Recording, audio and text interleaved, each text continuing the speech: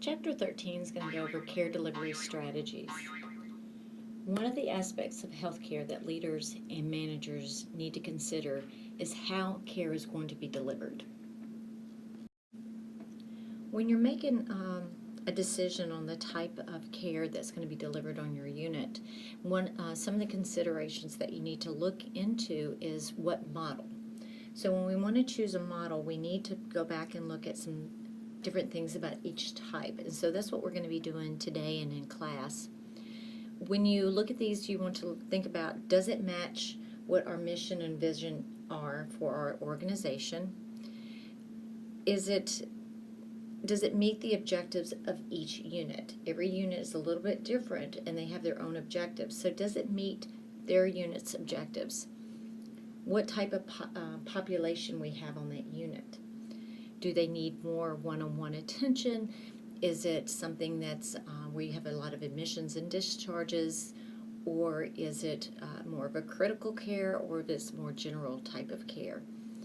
Also, too, you want to look at your staff availability, and this can also go into your economic feasibility, meaning that in your budget, do you have that in your budget to have, let's say, all RNs versus having RNs with a few LPNs and then some CNAs, where you don't have the higher salary. So you have to look at that as well, and then how much staff that you need around the clock. Then we come down to the different type of care models. So we have a case method, such as like a total patient care. Then you have your functional nursing, team nursing, primary, and your case management. Some other things that you want to think about and looking at your facility, are they a patient-focused care facility, or is it differentiated into different practices? When you're looking at your different types of care models, there's something called a model analysis. So throughout this chapter, you will see the model analysis that goes along with each method of care. Looking at this model, this is your case model, and this is kind of what was the original thought way back when nursing began. And it's where you had a patient and you had a nurse that works 8-hour shifts, or you can do it with 12-hour shifts, where the one nurse is in charge of all the total care for that patient. So this case method is also known as your total patient care. So that one nurse is going to take care of everything. It's kind of like when you go to clinical and you have your one patient and you're doing everything for that patient during that shift that you're there. We see this in your critical care settings, where you'll have one nurse working maybe with 2 patients, or depending on the acuity of the patient. So the patient's going to get constant care from one nurse who's going to be accountable for all the communication, working with the health provider, all those who are connected with the case, and they're going to implement and put together the care plan and document what's been done, what hasn't been done. The problem with this model, though, is that it's very costly to your facilities, because you have a registered nurse who's in charge of everything. And let's say you have a nursing shortage in an area, that's going to be a problem. So with all the care being taken care of by one person, it does get costly. You may say, well, there's less employees. Well, yes, but that you're paying for, but their salary is a lot more than someone's a salary of a CNA versus a seasoned nurse. As far as the nurse manager, what they're going to do is say, what do I need, what needs to be done, and how can I make sure care is being delivered on this unit? So what they'll do is they'll look at how many RNs are required for a 24-hour period for a patient. Do they or do I have enough nurses to supervise if we go with another model? Let's say I have a model where I'm having CNAs. I have to make sure I have enough RNs to supervise over those CNAs and also over my patients. You don't want to have a night shift where you have one nurse and you have several CNAs, and that one nurse cannot keep up with everything. So you have to look at your numbers. Your nurse manager is also going to be the one who is going to be doing the hiring of staff. to make sure that you're able to give that total care to your patients, and also making sure that it is cost effective. One of the things that they have to be careful of is if they've had a shortage, you don't want to hire a bunch of new nurses who have just coming off of orientation or who need orientation, because that's still going to keep you in a bind. So sometimes they will hire outside and call in your travel nurses or from an agency, but they're going to look and they're going to try to hire nurses who have a history and they've been working, they're seasoned, and they're going to try to get that mixture of new nurses to help to build their staff numbers, if that's the case. Functional nursing looks really good on paper, I will tell you that. It's when you have a charge nurse and then you have different levels of nursing underneath that, such as your RNs, your LPNs, and your nursing assistants or your CNAs. And each one are to perform a task on the patients on that unit. And they get very, very good at their tasks. They have certain tasks that they perform every day. And it has to be, of course, within their scope of practice. And so you kind of work as an assembly line, like in a factory. The charge nurse coordinates and says, okay, today you're my LPN, you're going to give out all the medications.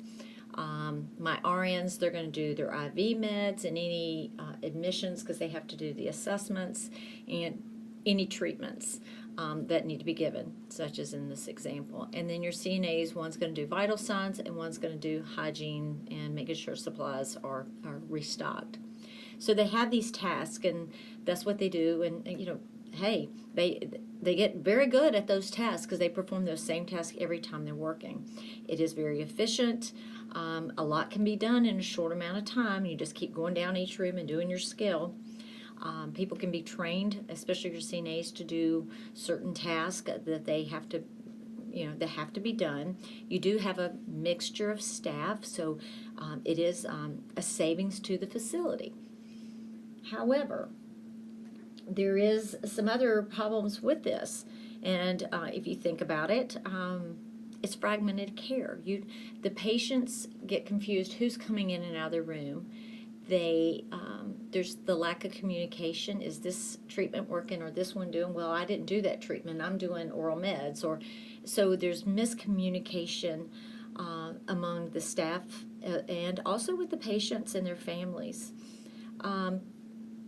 We also can see that it's hard to assess our patients.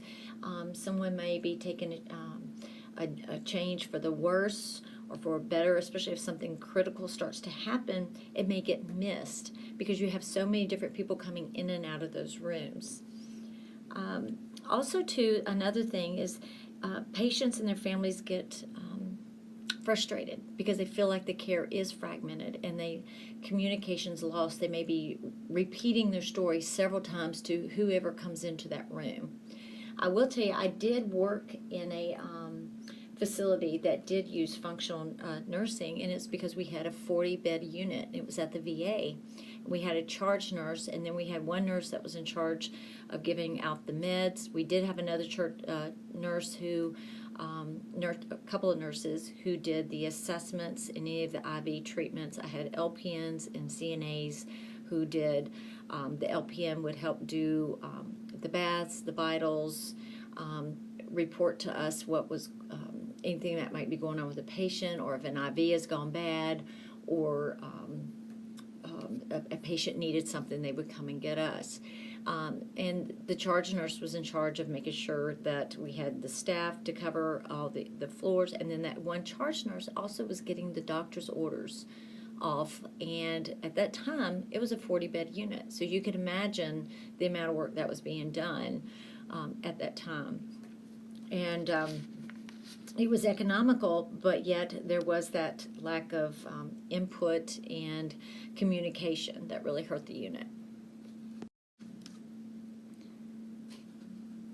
So here's some of those advantages and disadvantages I talked about in the previous slide. Look at those.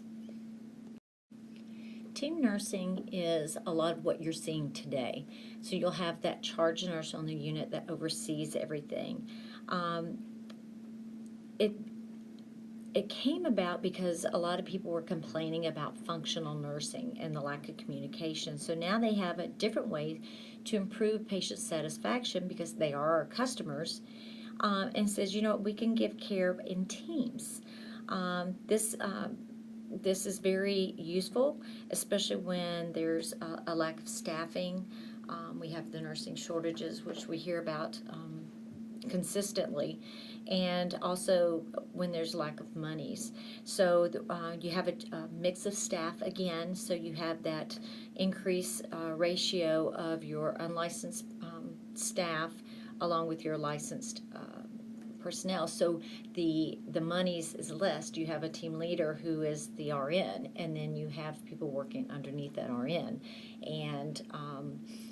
and then you have a smaller group of patients. So the team leader is usually the RN, as I said before, and they kind of coordinate what's going to go on with this group of patients and who all is working with them. And so each person is going to be assigned specific responsibilities according to their scope of practice and what they are able to do and what they are not able to do. So we do see this, and again, this has brought up more patient satisfaction, and it helps to decrease the cost of having just all RNs. So the organization usually has a greater number of personnel to designate the monies out to, and as you see here, under the schematic, you have your team leader who is an RN, and you have an RN, LPN, and another nursing assistant. However, if the need be, you could have 2 LPNs and a nursing assistant, and that team leader nurse may have to go in and step in and do assessments and whatever else that LPN may not be able to do within that jurisdiction. And here you see the list of advantages and disadvantages to your team nursing. Primary nursing care actually came about from total nursing care, and has been changed a little bit, and it allows for the nurse to be a little bit more autonomous in the care of their patients. So they do give direct care, but they're accountable for their patient for 24 hours from admission until discharge. They're going to provide all the care for the patient and help the family with coordinating the care, and the care becomes organized by this one nurse, and who's going to be the one in charge of everything. They're held accountable for the outcomes, for communicating with all the healthcare providers within that facility.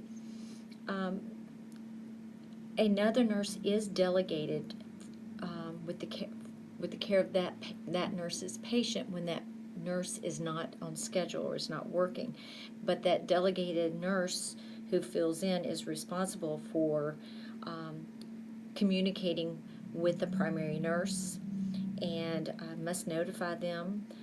The primary nurse is still accountable and responsible even when they're off shift. But the other nurse who does fill in does get to give some input, but it is up about the care of that patient. But it is up to that primary care nurse to make the changes in the plan of care and make sure things are communicated. So it does give them a little bit more of bedside nursing, but it gives them more responsibilities. And so some nurses do like this. However, we will, just like the one other, I'm sorry, I lost my train of thought.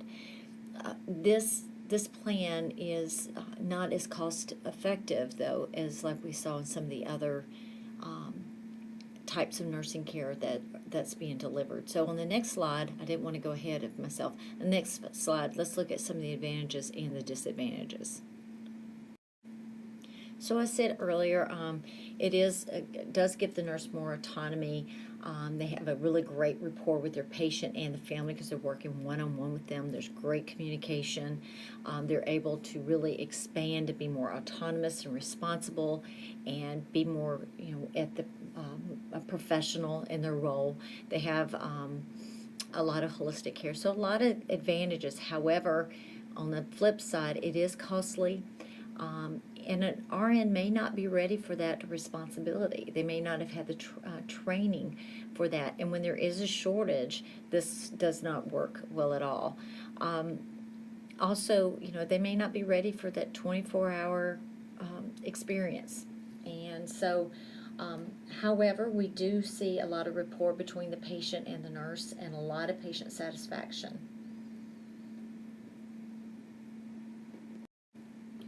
Years ago, I remember when I was working on the floors, we nurses were also in charge of the case management of our patients. We didn't even have case managers on the units. We didn't have charge nurses either. So we were the ones responsible to setting up health care once the patients left our facilities. And now we do have nursing case managers, and so we do see better outcomes. As the slide says, there is a decreased amount of stay because now they can go on to another facility, or we can set up something for the home for their continued care and improvement in their rehabilitation.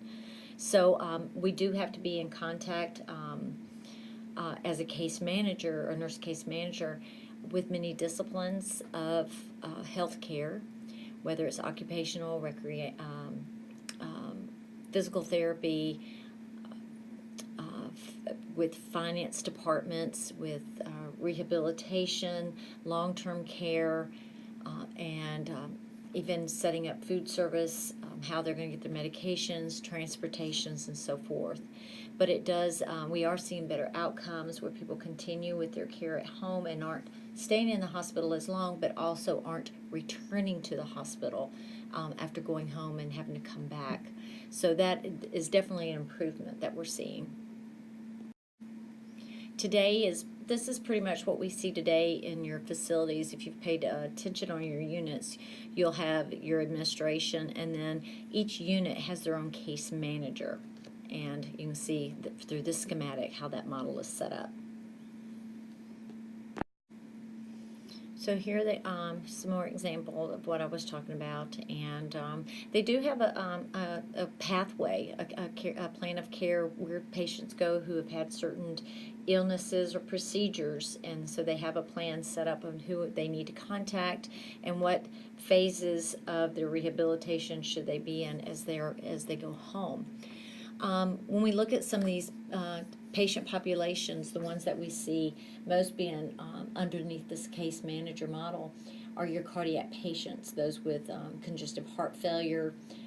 We see it also with our high-risk perinatal patients, especially those who have to be monitored at home. We see it with pediatric patients with who have chronic illnesses such as type 1 diabetes, AIDS, cystic fibrosis, and so forth.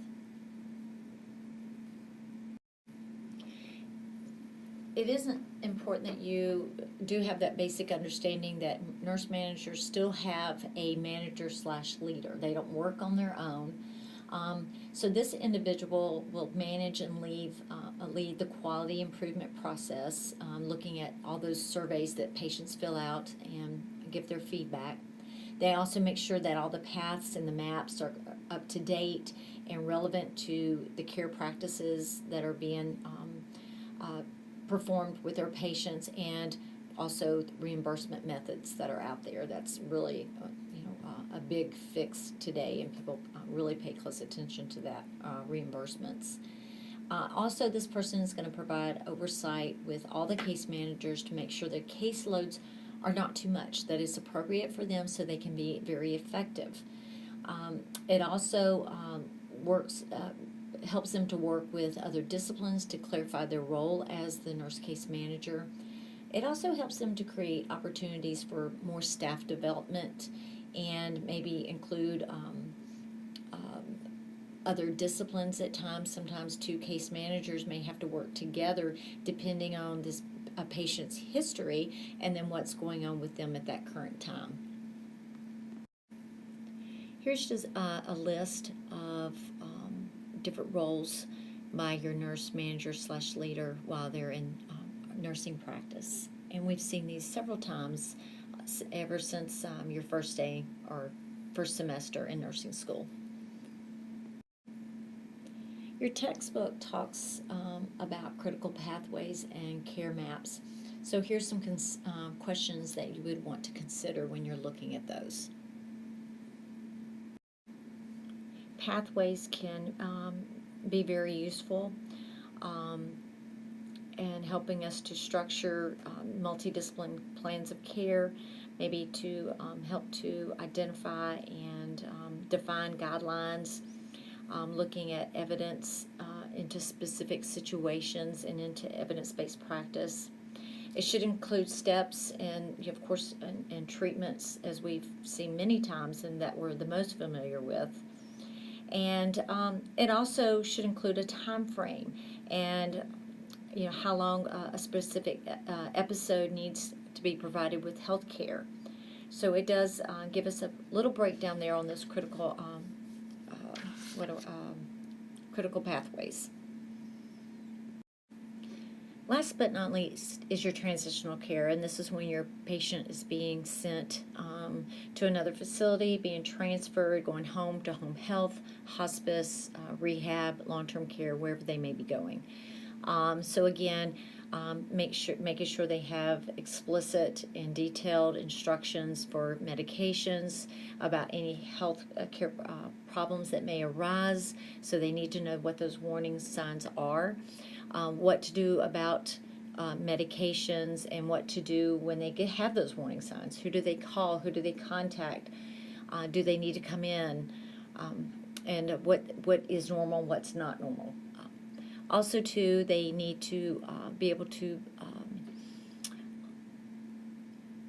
communicate with a secondary caregiver, so they need to be given that information, who they see next, and walk them through. So many times in healthcare, patients are released and are expected to know who to contact or who do they go after. Let's say they had a hospitalist physician. Well, who do I go to? I don't normally have a doctor for this, so who do I see?